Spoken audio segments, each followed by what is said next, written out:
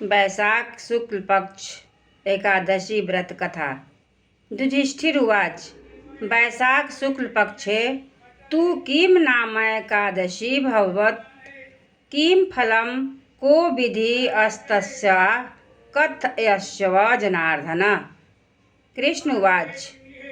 कथयामि कथामेतां शृणु त्वं धर्मनन्दन। वसिष्ठो यां कथयत् पुरा रामाय पृच्छते। राम उवाच। भगवतच्छो तुमिच्छामि व्रतान्नामुक्तं व्रतं सर्वपाप क्षयकरं सर्वदुःख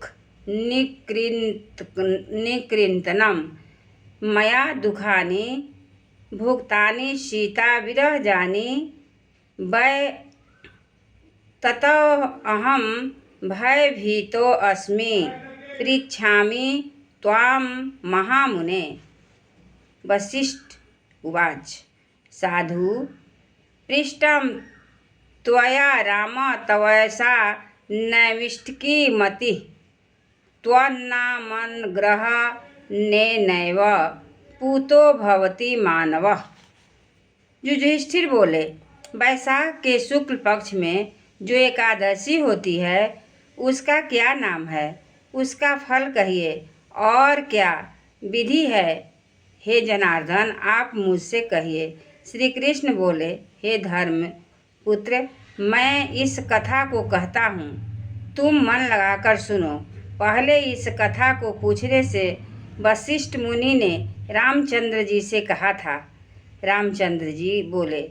हे भगवान, सब पापों को क्षय करने वाला और दुख नाशक सब व्रतों में जो उत्तम व्रत है उसको मैं सुनना चाहता हूँ। मैंने निश्चय करके सीता के विरह में उत्पन्न दुख भोगे हैं, इससे मैं भयभीत हूँ और हे मुने आपसे पूछता हूँ। वशिष्ठ बोले।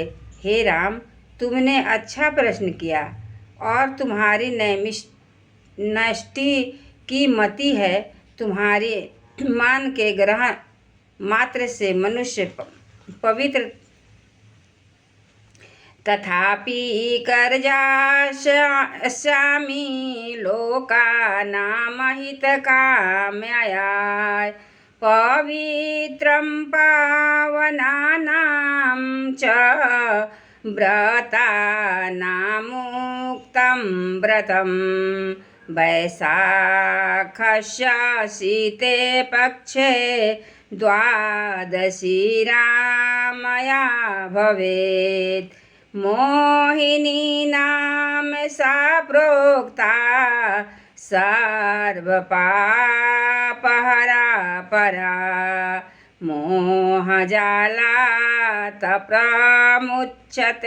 मुच्यत पातकानां समूहात्। अस्या व्रतप्रभावेन सत्यं सत्यं वदाम्यहम्।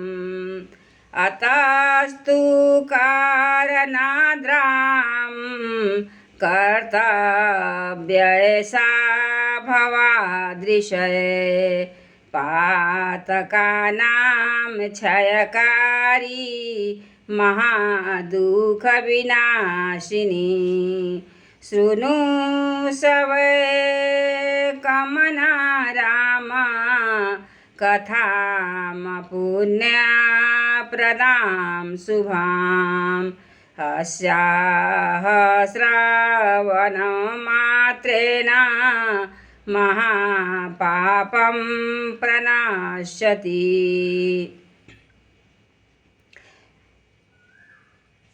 सरस्वत्यास्तटे रम्या पुरी भद्रावती शुभा धृतिमानां नृपतिस्तत्र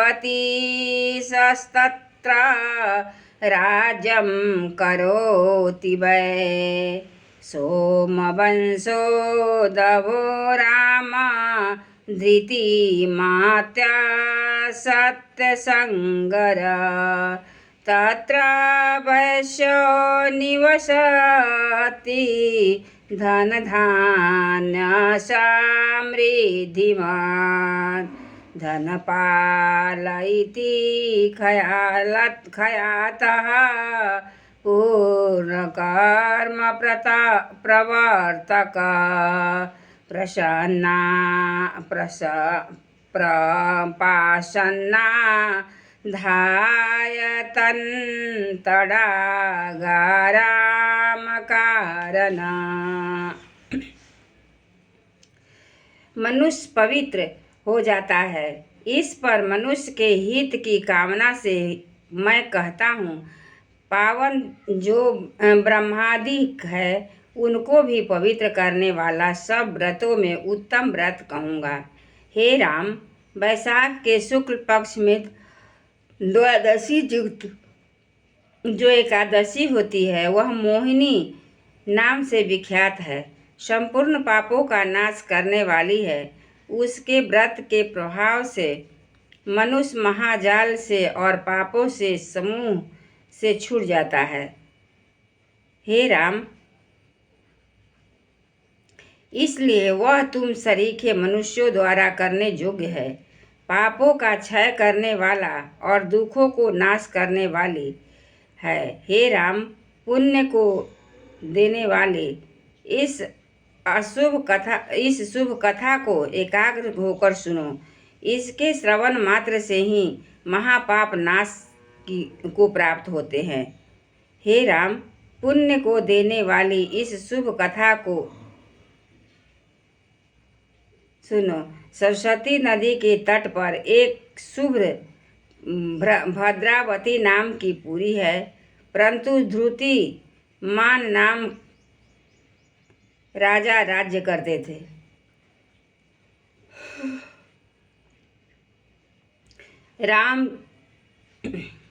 रामचंद्र वंश में उत्पन्न वह ध्रुतिमान राजा सत्य प्रतिज्ञा वाला था। वहाँ धन धान की समृद्धि से भरा पूरा एक वैश्य निवास था। धनपाल उसका नाम था और वह धर्म को करने वाला था। प्याऊ और यज्ञशाला आदि को तथा तालाब बगीचा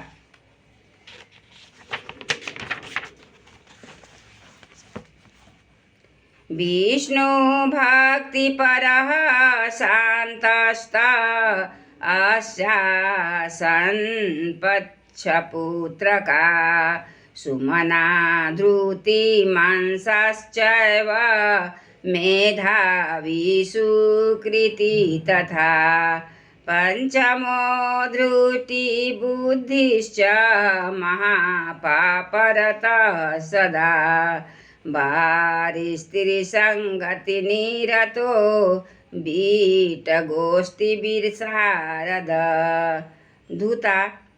धूता दिव्यसनासक्ता परिस्त्रीरतिविलासस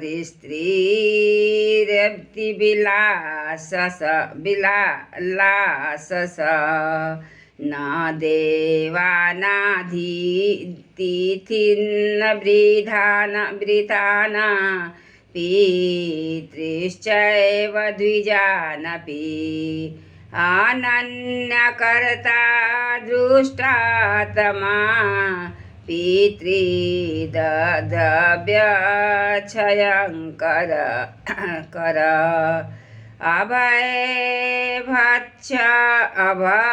अभक्षक पापसुरापान रतः सदा वेश्याकण्ठक्षिप्तबाहुर्भ्रमण भ्रष्टश्च तुष्टे मे पित्रा निष्कासित गेहात् परित्यक्तश्च बान्धवै स्वदेहभूषणात् एव क्षयं नीतानि तेन वै गणिकाभिपरित्यक्तो निन्दितश्च धनक्षयात् तत निश्चिता परो जातो वस्त्रहीन क्षुधास्तदीर्तः किं करोति क्व गच्छामि केनोपायेन जीव्यते तस्करत्वं सस्माकव्यधं तत्रैव नारी वृथा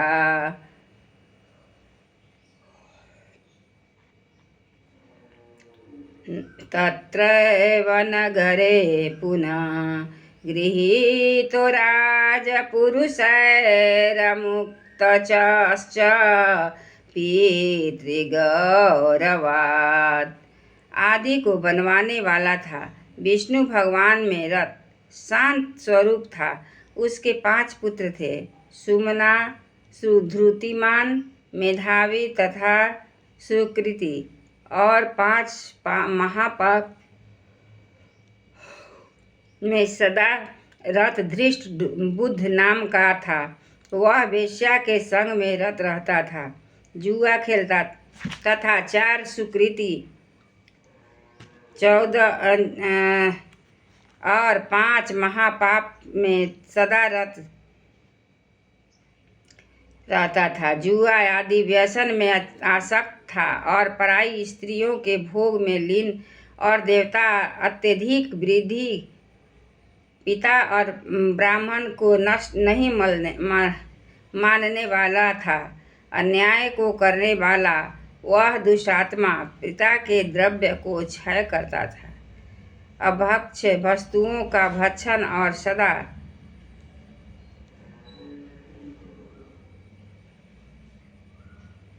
मदपान करता था। वेश्या के गले में गलवाही डालकर राजभर में भ्रमण करता। तब पिता द्वारा घर से निकाल दिया गया और भाई बंधुओं ने भी छोड़ दिया।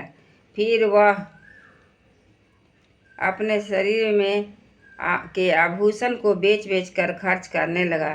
तब वह वेश्या की निंदा करने लगा और छोड़ने लगा। तब उसके पास वस्त्र नहीं और भूख के से दुखी वह अपने मन के सोचने लगा कि क्या करूं और कहाँ जाऊं और कौन से उपाय से जीवन व्यतीत करूं। फिर वही नगर में चोरी करने लगा जहां राजा सिपाहियों के उसे पकड़ लिया। उसके बाद पिता ने के गौरव से जो वह फिर बांधा गया। पुनर्बद्ध पुनर्मुक्त पुनर्मुक्त संसभ्रमः धृति दुष्ट बुद्धि दुराचार निषबधो निगडय दृढ़ काशाघातयस्ताडित च पीड़ित च पुनः पुनः न यथा तव्यं किममन्दात्मतस्य मदेशगोचरे एवं मुक्ता ततो राजा मोचितो दृढबन्धनात् निर्जगां भयातस्य गतो असो गहनं वनं श्रुतु सापीडितश्चायमितश्च चेतस्य धावति सिंहवन्यजनाघासो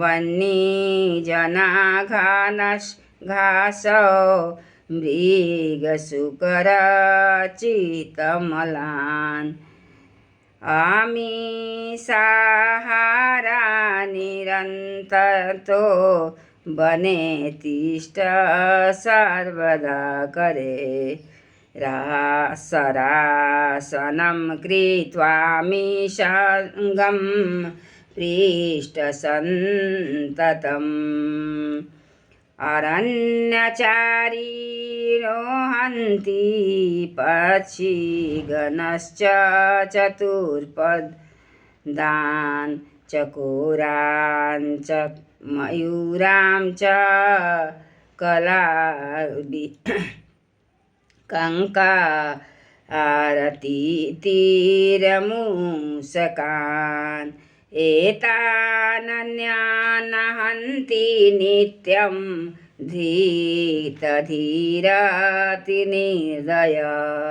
पूर्वजन्मे कृते पापै निर्मग्ना पदा आकदर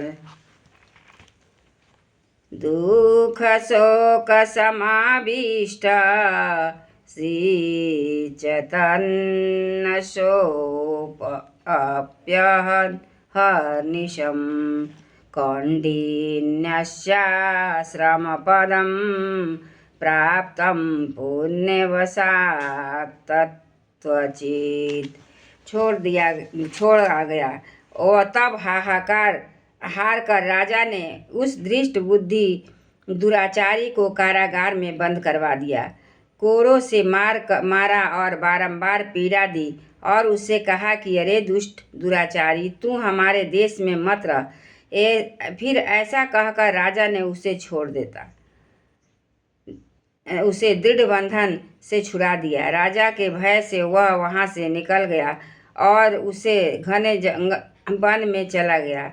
भूख प्यास से दुखी वह वन में इधर उधर भ्रमण करने लगा। फिर रीछ के समान मृगों को और सूकों को मारने लगा। सर्वदा मांस खाकर वन में वास करता और हाथ में धनुष बाण में से पीठ में तरकस बांधे हुए रहता और वन के पक्षियों को तथा चारों ओर वास करता और हाथ में धनुष लेकर पीठ में करतस बांधे हुए भ्रमण करता और वन के पक्षियों को तथा चौपायों को मारा करता और चकोर मोर कंक तीतर मुंह से इनको मारता रहता। वह धृष्ट बुद्धि क्रूर स्वभाव वाला जीवों को कि नित्य मारता। वह पूर्व जन्म के किए हुए पाप द्वारा पाप रूप कीच में धंस गया। दुख और शोक से युक्त वह रात दिन चिंता में रहता। फिर वह किसी पुण्य के प्रभाव से कौंडिल ऋषि के आश्रम में गया।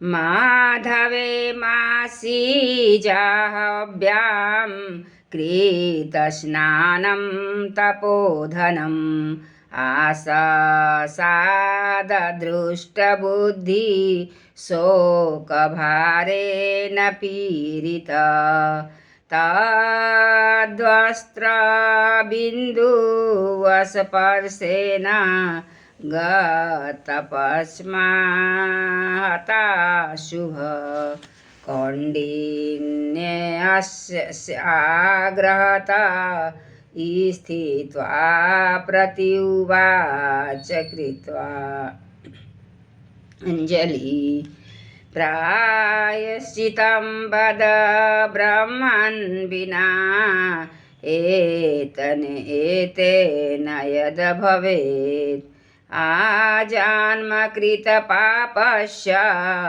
नास्ति विदं ममाधुना शृणु शवैकमना भूत्वा येन पापक्षयस्वस्तव वैशाखस्य शीते पक्षे मोहिनी नामत एकादशी व्रतं तस्मात् कुरु माध्वागतिनोति मेरुतुल्यानि पापानि भक्षय नयेति देहि नवते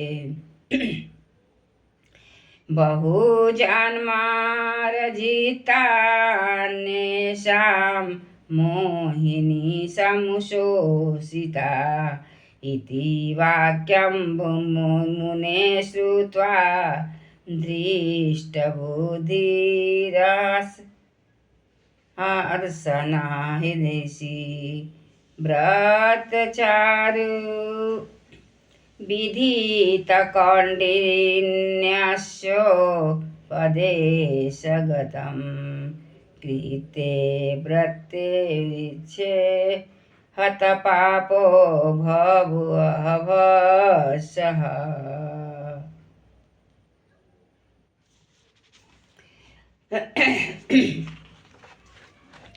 स्नान जिन्होंने ऐसे ऋषि के समीप शोक के भार से पीड़ित वह पहुंचा, उसके वस्त्र से गिरे हुए जल की बूंदों से स्पर्श से जिसका पाप नष्ट हो गया है, ऐसा वह कौंडिन्य के आग खड़ा को हो जा हाथ जोड़ बोला।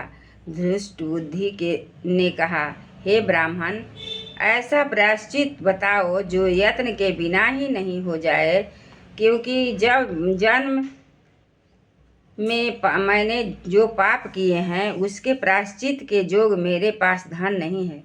ऋषि प्रायश्चित उसके नाम पापों का क्षय हो। एकाग्र मन होकर सुनो। वैशाख शुक्ल पक्ष में मोहिनी नाम की एकादशी होती है। सो तू मेरे वचन की प्रेरणा से वो इस एकादशी का व्रत करो। वह एकादशी सुमेर पर्वत के समान भी मनुष्य के पापों का नाश नहीं कर पाएगी, पापों को नाश कर देगी।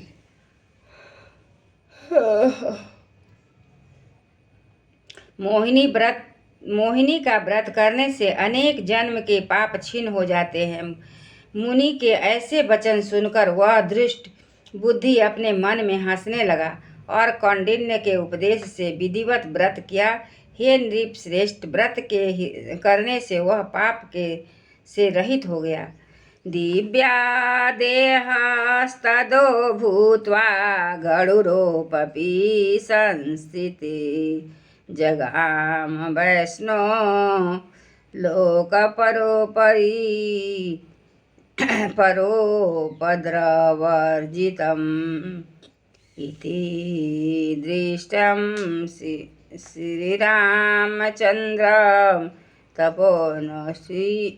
तपोमोहनि कुन्तनमन्तानाथ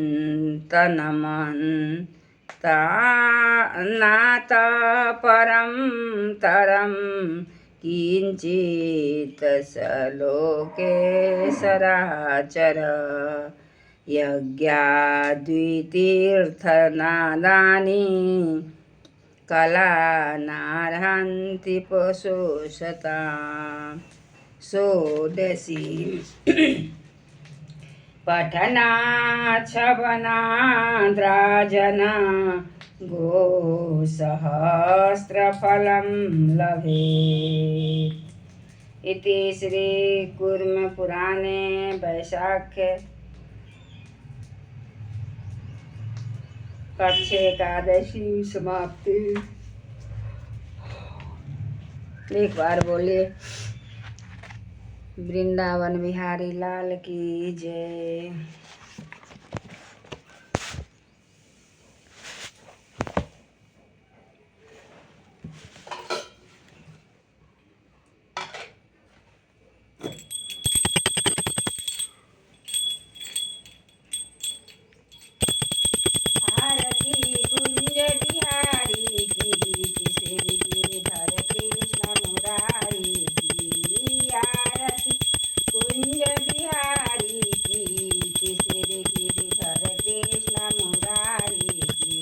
गगन